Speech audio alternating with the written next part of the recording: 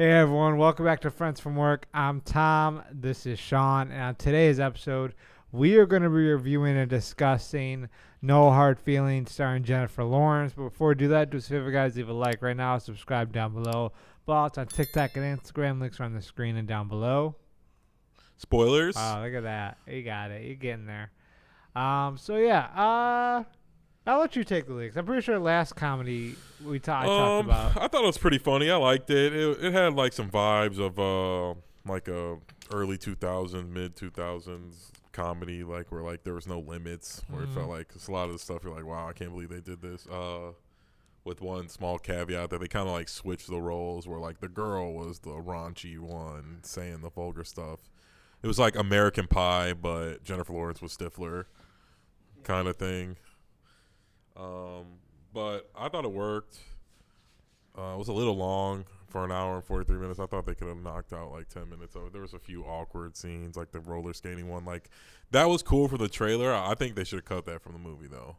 Like it was funny in the trailer. Which part of the Where she was like walking up the stairs and like that was a little long. I don't know. Yeah. I don't get why they did it at all. Like it was just like I don't know any of the rollerblading scenes. I didn't get. Like I thought they were a waste of time in the movie. I thought they could have taken them out. But I thought it flowed pretty well. It was like follow the traditional role. We talk about that all the time. Like, yeah, it might be like cliche or corny, but it works. We know it works. And they definitely follow that formula. If you've seen any romantic comedy with Matthew McConaughey in it, you know exactly how this movie's going to end. Yeah. But it was still very palatable, and I enjoyed it. Yeah, very similar. I'm really, really happy that they made this type of comedy. And I think, maybe I said this off screen more, but I'll say it here to make sure. I think this year we're really kind of starting to see a turn in people not being afraid so much and kind of not be afraid of Twitter or like the woke Twitter. That's what I'm trying to look for. This movie, like Sean exactly said, it reminded me a lot of like early 2000s stuff. And it's one of my favorite eras. I mean, it's a lot of stuff we reference. And I think in general, a lot of people kind of go into a lot of people's favorite movies are from during that time, early 2000s. Comedies, at least, for comedies, sure. Yeah. I really don't have any complaints. I know Sean's kind of nitpicking, but that's what we do here. Yeah, we're doing here. I really didn't have any complaints. I was really, really happy that we got this type of comedy, and they were pushing it hard. It wasn't like, oh, only Sean or I knew about this. Like, it wasn't like, I was seeing it everywhere. Yeah, it was everywhere. They pushed online, it hardcore. for sure. I don't know if I've seen it on TV, but I always was seeing on it all TV, over yeah. online. They were pushing this, and what was this? It came out the same week as what else? It was this weekend, right, or last weekend? Last weekend. Indiana Jones. I think it was this upcoming, but no, that's what it was. It was Indiana Jones, but it was getting pushed a lot more than like a lot of these like big movies. No, because Indiana Jones is this weekend. Yeah, no, but that's what I'm saying. It was Indiana Jones, though. But no, I was saying the commercials. Oh yeah. Leading up to whatever movie it was, I've seen a lot more No Hard Feelings. That's I guess more towards my algorithm. I think I would say too, but like I said, I've been seeing it online. I thought it was a bad weekend to come out. There's so many movies, blockbusters been coming out in the last I think month. People have been a little burnt out. Yeah, like going to the movies. I saw it had a $45 million budget, and I think they're on pace to do like 15 opening weekend. Yeah, 20 or something. That's not good. No, 45 is a lot for a comedy too. Yeah, especially I'm assuming they shot that all in like one little town. Yeah, they probably shot it. They like probably had to pay Jennifer Lawrence $20 million. Oh, Matthew Broderick too. Oh yeah, I was saying those are two big names right there. Yeah, but he definitely gets he has a standard. I mean, you know what I mean. He's iconic. How much even the movie he's in? Like, well, I know that's what I'm saying. They probably do. But yeah, those are two big names. Yeah. I don't know if this should have been a streaming movie. I think it probably did a lot better. No, I disagree. For the reasons that, I didn't expect to do all out at the box office, but at 15-20 million opening weekend for this type of movie is really we saw with Bert, and Bert's he sells tickets in general, like at shows and stuff like Jennifer that. Lawrence is way bigger than I agree. And it, like she was gonna show her boobs, and she was being funny. Like, even if she wasn't gonna show her boobs, she was gonna be like being slutty in the movie. So like, I don't know. She should have blew Bert out of the water. I should have thought. I don't know. I think it did what it was supposed to do, in my opinion. I think it I think it did its best. I think the movie was Yeah. good. I'm not arguing the movie. I just think, I don't know, like people aren't going to see the rom-coms. Got to come out around Valentine's Day if they want to do numbers or some kind of holiday like that. Like in the middle of the summer after we just had Transformers, Flash, Marvel did their thing, Spider-Man, like, and everyone's like, oh, we're gonna go see a rom-com with Jennifer Lawrence for the 5th week in a row. Like, that's understandable.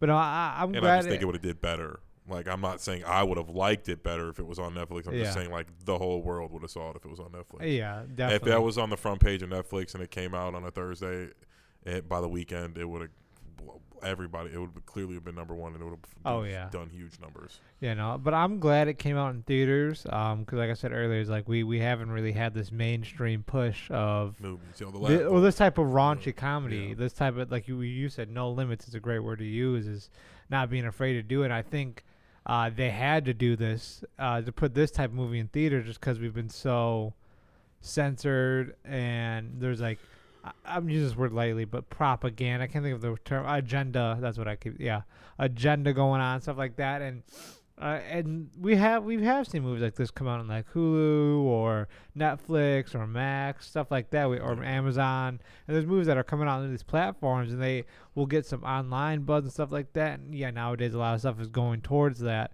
social media aspect. We all know this, but I think it's also best to also acknowledge that we need to put these type of movies in theaters so we could also just normalize it again, kind of bring a balance back to it. That's how I see it. That's why I don't. I disagree. Well, I mean, I agree that I like seeing it in the movie theater. Yeah. I'm not saying I don't want to see it in the movie theater. theater. No, I don't. Saying, I'm not. I understand what the times are now, and that's just not the type of movie that's going to make a whole bunch of money in a movie theater. Yeah. They need to find a way to market it to Netflix and get them to pay them their $45 million back, like, somehow. But I think it just would have. I just think everybody in the world would have saw it if it was on Netflix. And yeah, I think nobody. I think half the world doesn't even really care now. No, I agree. I'm not disagreeing with. The only point I disagree with is that it should have gone straight to streaming. Yeah. I mean, it's going to do good wherever they go. It's Yes. going to do really good. Yeah, I the bet you second, it's like the second it hits Hulu, Amazon, or wherever it ends up, Netflix, it's going to be the best. It's going to be number one movie for weeks. Oh, without a doubt. Yeah, without a doubt. And I want to watch it again. Like, it was really, really funny. And like, I know Sean said like the roles reversing. Yeah, it was, but it wasn't to like an agenda. Like, it worked really well. No, I mean, I thought it was really funny. It was funny seeing it that way too. Yeah. And she really pulled it off. I don't think it would, like, I think that's why we're all looking at it like it wouldn't work the other way. No. Obviously not in this movie, but either way, just a dude being overtly like perverted and things like that, we wouldn't like it. No. Like, we would like it, but like, it would. There's so many. Oh my God, the misogynistic. You know what I mean? They're bringing it back. You know what I mean? Like, you can't joke about that shit anymore. Yeah, no, I liked it a lot because it does relate to the times nowadays. Because with a lot of these RP, because I actually don't know what they sent us. I'll say RP podcasts. They talk about the biggest reason why they're so prevalent is because, what was that kid's name again? I'm totally blanking. In the movie, Barth or Percy. Percy, yeah, his real Percy. name was Barth or something. I don't know, but Percy, but they called him the Percy. character Percy. There's a lot of kids nowadays very introverted, stuck in their rooms, or they don't have any social skills and stuff like that. So it's cool to kind of address that in a tasteful manner where it was jokey, but it was like, all right, well then. A lot of people can relate to that. Yeah, they all, like, especially nowadays. There's a bunch of parents, helicopter I'm sure, parents. brothers. We work around the area where it's helicopter parents. Like, it was definitely pretty relatable, and I'm sure there's a lot of thotties doing whatever they have to do to get a book. OF. At least she didn't have any kids. That is true. That was the only unrealistic part of the movie. She should have had one little bastard child. No, she said she couldn't. Oh, did she say that? Yeah. Oh, okay. There was like a little joke in there when she was adopting her dog. Okay. Or yeah. But yeah, I mean, I'm trying to think. I mean, there's not too much. I'm trying to think. Not a lot happened. I mean, it's a little, like a quick little movie. There's not. Fun movie. movie. We're not going to take you through every funny thing that happened. No. But, yeah, I would there's not recommend much it. to talk about. Definitely highly recommend. I mean, I guess you want to go into rating what you thought it was? Yeah. I don't know. I didn't think about the rating. For a comedy nowadays, I think we'll go with a 7-8. Yeah, I would have said 7. Yeah. It's pretty solid. 7-8. Better than usual. She was very funny. Yes. But again, it's just a corny, predictable movie. Like, because you've seen them one, you've seen them all. there's a few things. It's funny seeing Jennifer Lawrence who do some of this stuff instead of Sean William Scott or Matthew McConaughey or whoever. Yeah. And she played into it. And it seemed like she had like a lot of fun. Yeah. It seemed like it. So that's what I always enjoy is when the actors really want to do the role and they want to have fun with it. That's what I think the movie. The kid wasn't that bad either. No, he was it was pretty super funny. Yeah. He's very good to play off of. There were some parts where he was kind of corny, but he did a good job too. Yeah.